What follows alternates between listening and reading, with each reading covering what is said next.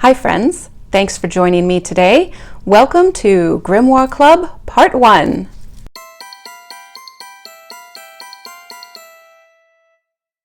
Today we are talking about supplies. You've already chosen the type of book you want to make, whether you're going to use a ready-made book or if you want to bind the pages.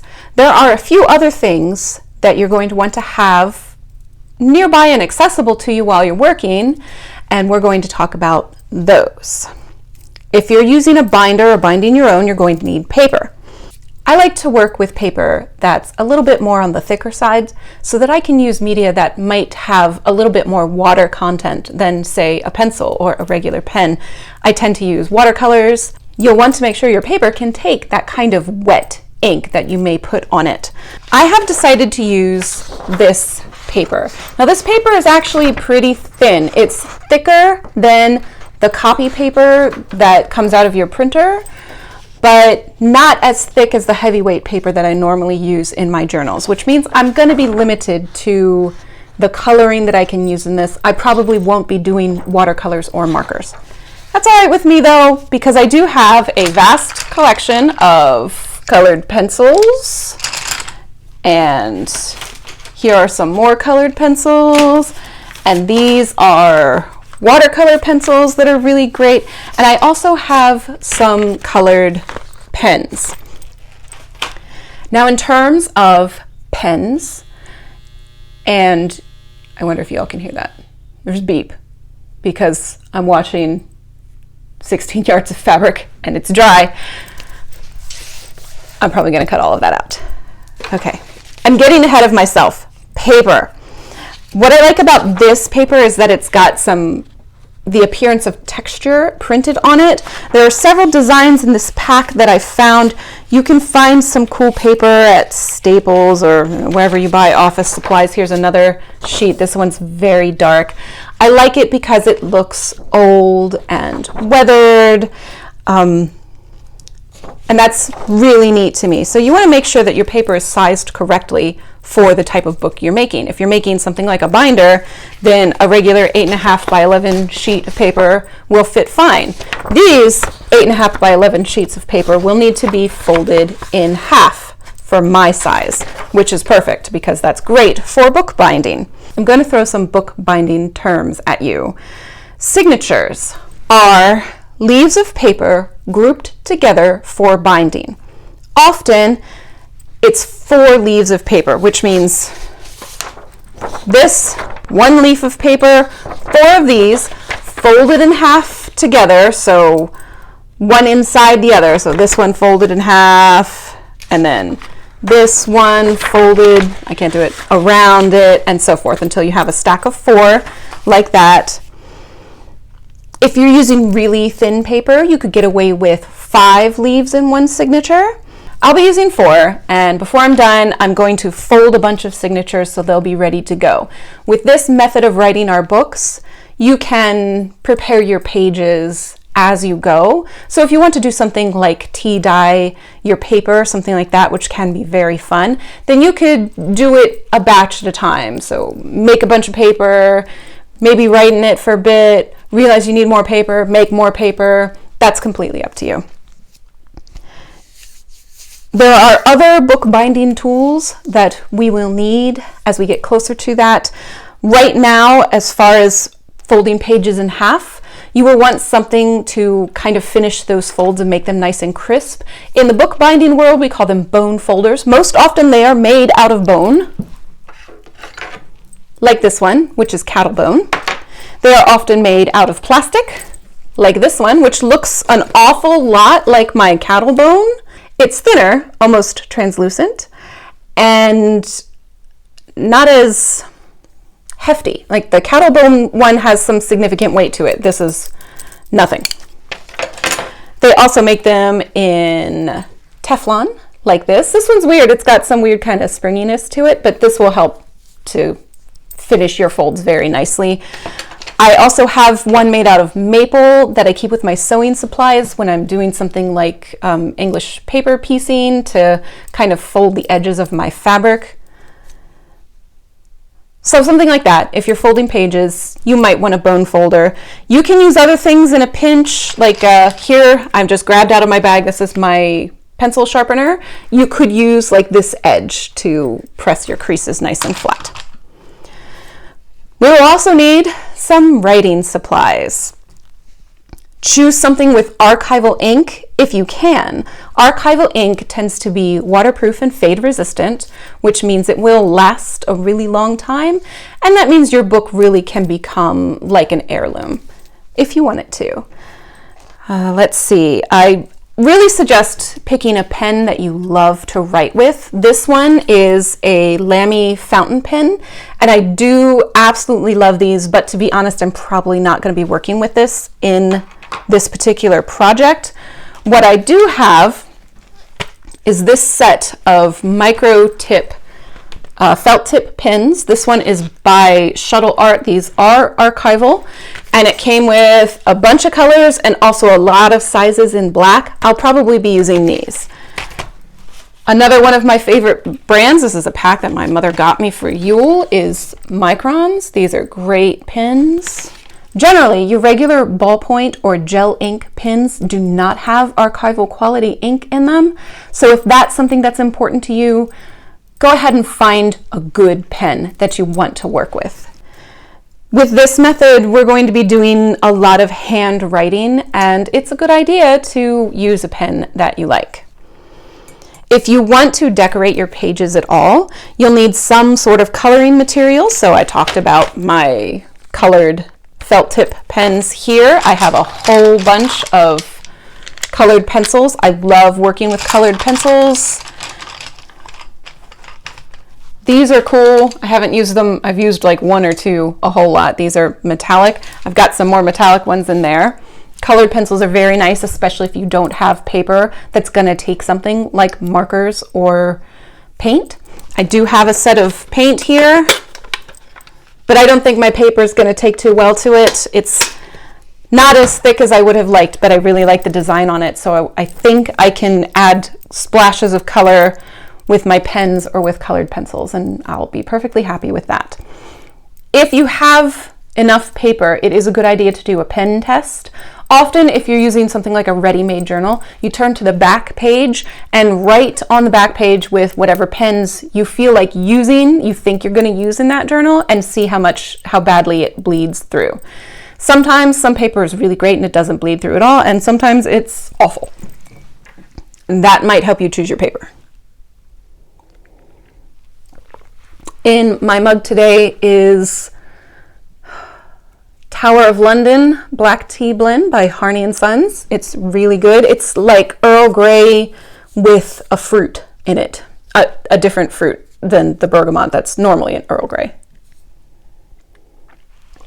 I don't remember what it was. I read the ingredients and I thought, that sounds good. And I don't remember, but it is quite tasty. So let's see, in addition to coloring materials, maybe you will want washi tape, which I don't have any in front of me to show you. Stickers, I do have stickers. This beautiful book is a book of cool, magical-like stickers that you might choose to use. It could also be helpful to have something like stencils, maybe. This one's cool, like a honeycomb thing. Somewhere in here, I think I've got a stencil of straight lines.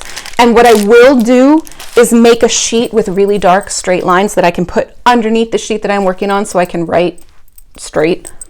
I don't write straight if I don't have lines to follow.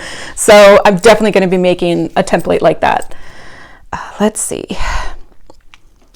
Possibly paint, glue for embellishments. I meant to bring it in and I didn't, and I don't feel like getting up to get it, but I actually have a case of little things like pieces of tickets or little figures that look like they were pulled out of somebody's sketchbook or something like that. You can embellish with a lot of things. So feel free to go with whatever feels right to you for this purpose. I'm probably not going to be using stickers, and other than the straight line page that I plan to make, I'm probably not going to be using stencils either. Additionally, maybe some straight line tools. There's some rulers in here, a couple triangular ones, some straight line tools might be handy. You may want something like paper clips or those little post-it sticky flags to mark pages as we go. The reason I say that is because you may wish to mark each section when we switch on to a new topic so that you can remember to go back and put it in your table of contents. We are going to be skipping some pages intentionally, so you may want to mark that. And possibly some small like post-it notes to help keep you organized and keep you on top of what section we're working on at any given moment.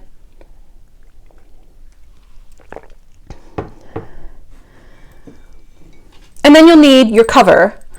If you're using a ready-made book or binder, you already have it. If you're making a book, you'll want something like a chipboard or a heavy cardboard.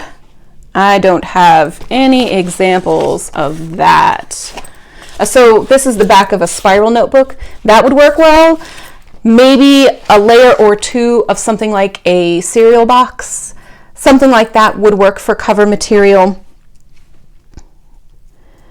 You could use paper, leather, or fabric to cover it. Your choice completely. You could even make a sewn fabric cover. We're going to talk more about cover materials when we get closer to being ready to put our books together. But I do want you to keep in mind some of the things to look out for. If you don't have a collection of chipboard or, thicker, not the cardboard boxes that come with shipments that they've got space in them and aren't really as solid as we expect them to be. You want a real solid chipboard for cover material. But again, we'll talk about that more.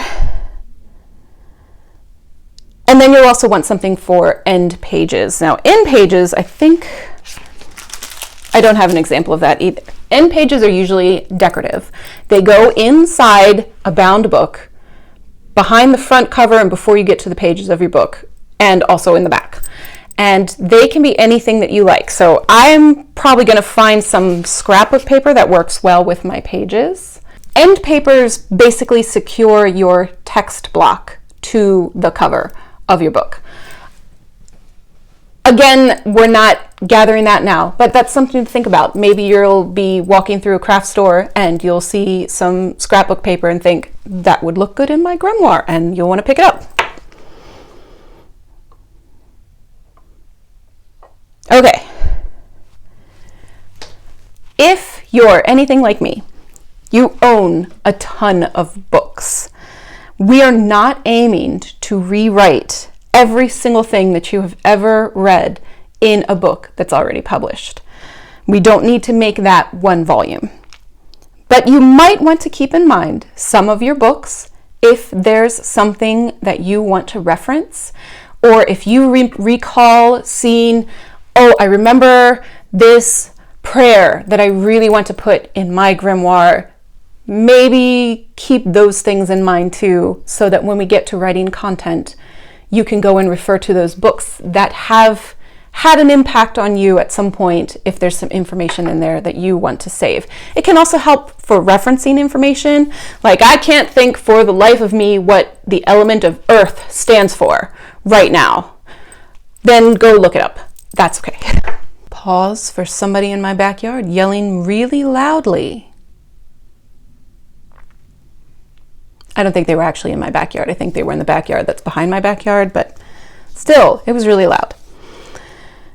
If you want to make this process a more magical experience for you, you could make a ritual space where you will be creating. Maybe have a designated candle that you light when you sit down to work, maybe an incense that you burn while you're working, maybe cast a circle, ground and center, meditate on the journey ahead.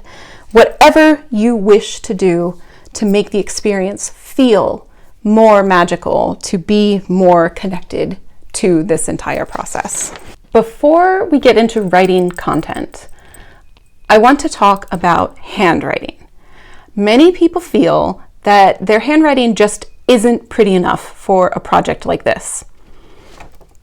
There's a favorite band of mine out of Baltimore. One of the performers on a solo album has a song called Spiral Notebook. And in it she says, "I don't have pretty words for pretty pages."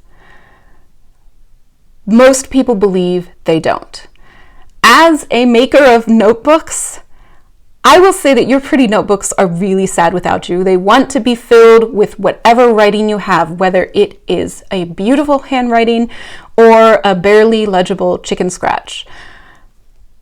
So my advice is to just start writing.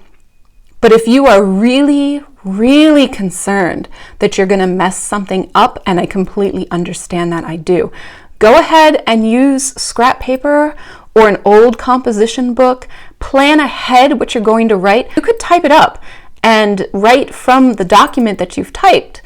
That has the benefit of spell checking, which could be really great if you're somebody like me. Spell's worth crap. If that's what helps you get through it, do that. I actually pulled this notebook. This belonged to my daughter last year, I think. She used for school. She used maybe 5 pages of it, and the rest is all blank. So I'm probably going to scratch out some ideas in this first before I put it on my really nice paper.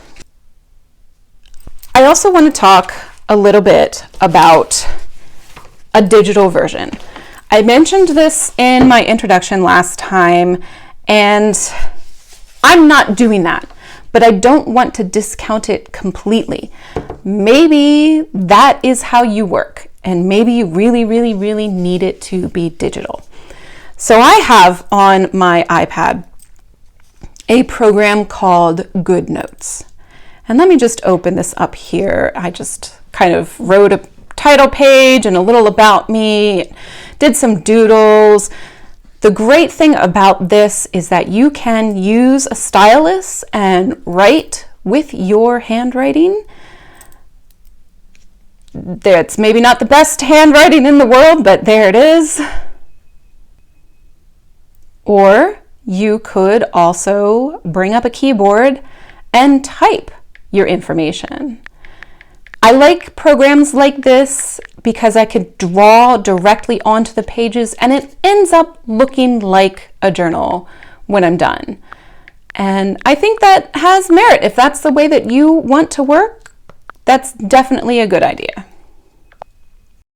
If you feel more comfortable making a digital version instead of a physical book, absolutely go for it. I think the process is much the same and you're still doing the work.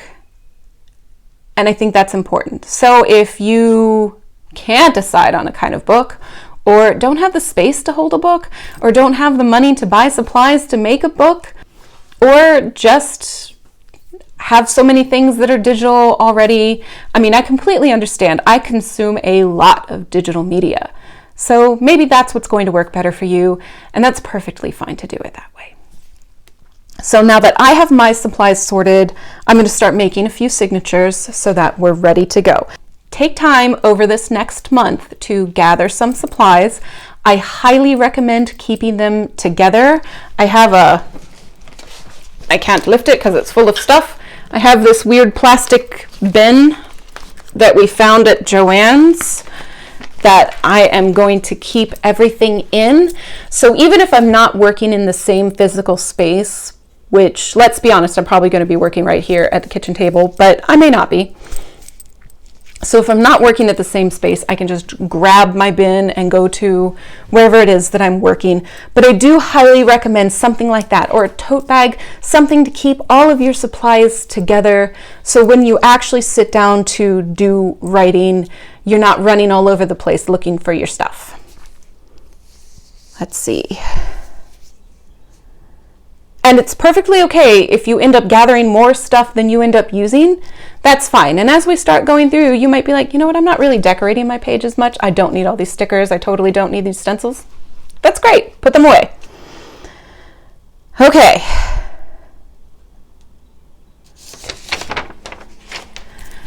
That's everything I have for today. I'm going to fold a few signatures so that I have some place to start. If you are binding books like me, I do suggest doing that. And next month, we're going to actually start writing. Thanks so much for joining me today. I'm grateful for you, and I'll see you next time. Bye.